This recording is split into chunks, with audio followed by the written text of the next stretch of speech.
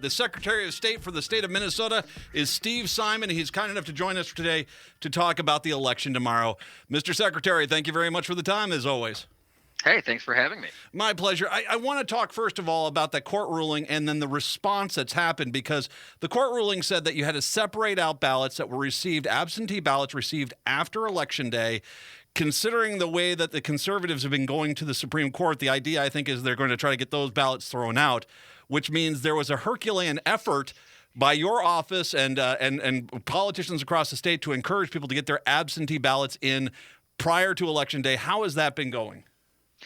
We have really good evidence that it's working well. We won't know, of course, until tomorrow. But 4 days ago, we had that shocking and unnecessarily disruptive decision. There was a lot wrong with it, but there's really no time for that right now. We just have to deal with the environment that we have, which is telling people absolutely not to mail that ballot, to get it in as soon as possible. And for any of your listeners who still have an absentee ballot on their kitchen table, don't mail it in. Drop it off in person either today until close of business or tomorrow until 3 o'clock. Or better yet, just vote in your polling place on Election Day.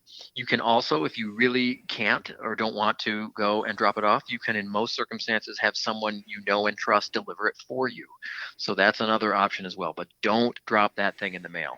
We're getting the word out, and I think it's working. I got to tell you the truth. As a veteran, I'm infuriated by this decision. I voted overseas for 3 years, and every time those ballots did not get there on Election Day, they got there generally later because of the military, because you're worldwide. The idea that we have the greatest generation, we have active duty military, their ballots, there's going to be an effort to get those ballots thrown out. I have to tell you, it's infuriating. It really is. I was on another radio program yesterday, and a person called in, Stephen from Minneapolis. He shared that his son was in the Navy serving on the USS Ronald Reagan in the Philippine Sea, and he was very worried that his son's ballot would end up in that segregated pile, possibly subject to invalidation by a presidential campaign. And I should just tell your listeners, and you set it up quite nicely, the court order that came through last Thursday says we've got to segregate or separate out those ballots. They aren't invalidated, at least not yet, although the court did tip its hand that they think someone seeking to invalidate them could have a pretty good shot. But it's up to someone to do something. It's not going to happen automatically. A campaign or a party or someone is going to have to come in and actually make the argument that ballots in a pile have to be invalidated. And until and unless we're told otherwise, we are going to have the counties count every single ballot and every single office on every single ballot. Steve Simon, Secretary of State, kind enough to join us. Regardless, we can't dismiss the lead, which is the early voting in the state of Minnesota has been outstanding. We are over half the amount of votes that we received in 2016, correct? Yeah, we're at 58% of the 2016 amount. So we just announced today that we're north of 1.7 million ballots already in, already accepted, already either counted or being counted. Those are in the bag. You can bank them. And that's great. That number is going to increase as more come in the mail today, more come in the mail tomorrow, and people, of course, are still voting absentee in person today. So that number is going to continue to climb, and that is just an extraordinary mobilization. That's really what it is, a mobilization of people over the last several months. It's so important that we reiterate this because of this court ruling. But once again, you can vote in person absentee today, till the end of business today, correct? That's right. All right. And then absentee ballots that you already have, you can drop off in person either today or is it 3 o'clock tomorrow, correct? 3 o'clock tomorrow, correct. All right. Let's talk a little bit about in regards to the voting in person tomorrow. We have actually had numerous stories in the last few weeks which have been putting off alarm bells, that people talking about that people are going to come in there and try to do voter intimidation by being poll watchers. You had this Atlas Aegis group, right. And then you've had now there was a call by the Trump's lawyers to get retired Minneapolis police officers to do it. Talk a little bit about this, because there are very specific rules at who can be in a polling place and who can talk to the voters, correct? Absolutely right. And we're really lucky or fortunate in Minnesota that we have clear laws. They don't leave much doubt. So let's talk about poll challengers. to start with. The president in the first presidential debate seemed to issue a call to action to his supporters to show up at polling places to be poll watchers or poll challengers. In Minnesota, we call them challengers.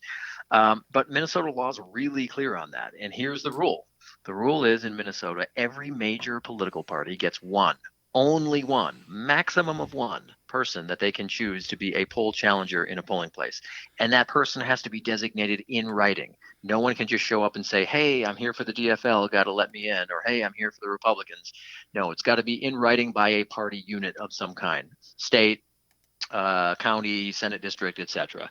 Then once they're in there, the poll challengers cannot come within 6 feet of a voter, cannot talk to a voter, and can only make any challenge to a voter in writing and based on personal knowledge. That's the exact phrase in the law, personal knowledge. So it can't be based on a hunch or a whim or a bad vibe or a question.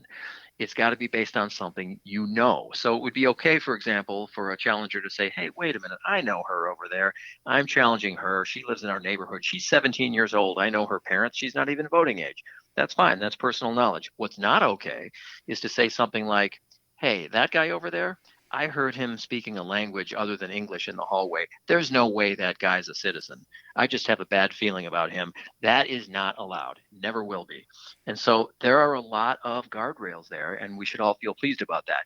As to security, you're right. There's this Atlas Aegis employment agency in Tennessee that posted a job opening for people to come to Minnesota to guard polling places.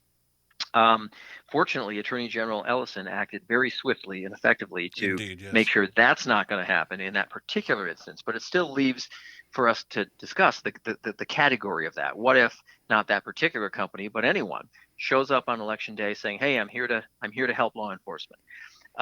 That can't happen either, because we have a 100-foot perimeter in Minnesota law. You can't come within 100 feet of the polling place unless you're supposed to be there. You're an election judge, you're a voter, etc.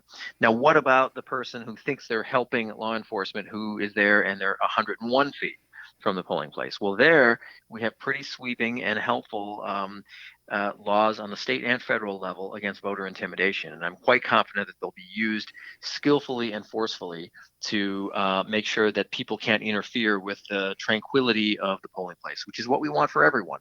Voters have a right to be left alone. God forbid we have any problems, but say you are a voter and you go into a polling place and you are feeling like there is voter intimidation. What should the voter do? Yes, our advice is the voter should first talk to one of the election judges, the poll workers.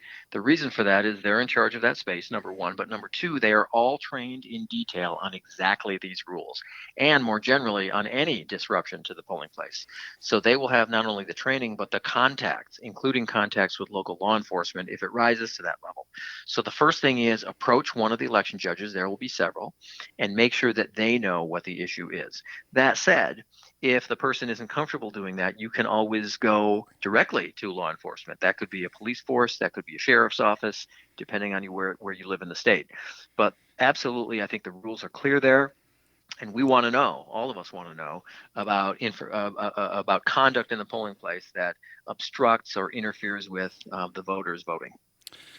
We also should mention that because of coronavirus, some of the voting locations, in-person voting locations for tomorrow, have changed, and they should check your website, correct? Yeah, the website is mnvotes, mnvotes.org, mnvotes.org. If you go there, among other things, you can find out where your polling place is. And you may think you know where it is, and it may not have changed, but it may have changed. The legislature wisely, at our urging, gave a grace period and some extra time this year for cities and counties to change their polling places. And the reason for that was that several of them were in pretty vulnerable places, nursing homes, assisted living facilities, etc. And so they were allowed to change fairly late in the game by July 1st. So check to see that your regular old polling place is still your polling place, or if you don't know where it is, that's where you go to check. Once again, mnvotes.org, mnvotes.org. Let's talk as well about, and I know you're going to, when all the votes are totaled, we'll have the exact total. The absentee ballots that you've received up to it, you actually start processing them right away in the morning, correct? Actually, the absentee ballots could start being processed 2 weeks before the election. That's October 20th, Okay. Tuesday. And that puts us in a great position. Just from the standpoint of election administration and having results earlier rather than later, we've got a 2-week head start. Mhm. There are big swing states in this country like Pennsylvania where under their laws, they can't start ripping open envelopes and feeding absentee ballots into machines until election day itself. That's a mountain of mail that they cannot touch until game day. In Minnesota, we have a 2-week head start. That is huge from the standpoint of getting a lot of results earlier rather than later. And so there's not a chance that Trump's going to challenge you, President Trump's going to challenge you and say, these votes, I mean, you've got them. They've been cast. They've been counted. You're going to have a good chunk of the votes counted tomorrow night, correct?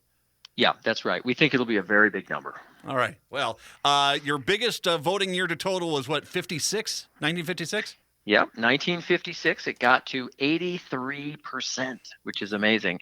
Just to put that in perspective, we haven't done that obviously since then. In 2008, that was the modern day high for Minnesota. We got to about 77%. Last time around in 2016, we were number one in the country, but that number one showing was just under 75%. I think there's every indication we'll go beyond that, certainly. Whether we'll bust the 80% cap, I don't know, but it is absolutely possible. No one ever knew that the Eisenhower Adlai Stevenson race was so such a big one back then. I know. All right. Once again, in-person voting, in-person absentee ballot voting still goes on today. Today and tomorrow, you can drop off your absentee ballot by 3 p.m. tomorrow. In-person voting, but people need to check mnvotes.org, correct? Exactly right. Secretary, I got to tell you, your office, they've been outstanding. Congratulations on the great work you've done. All my best over the next 48 hours or so. Thank you very much for the service to the state of Minnesota. Hey, thanks for having me.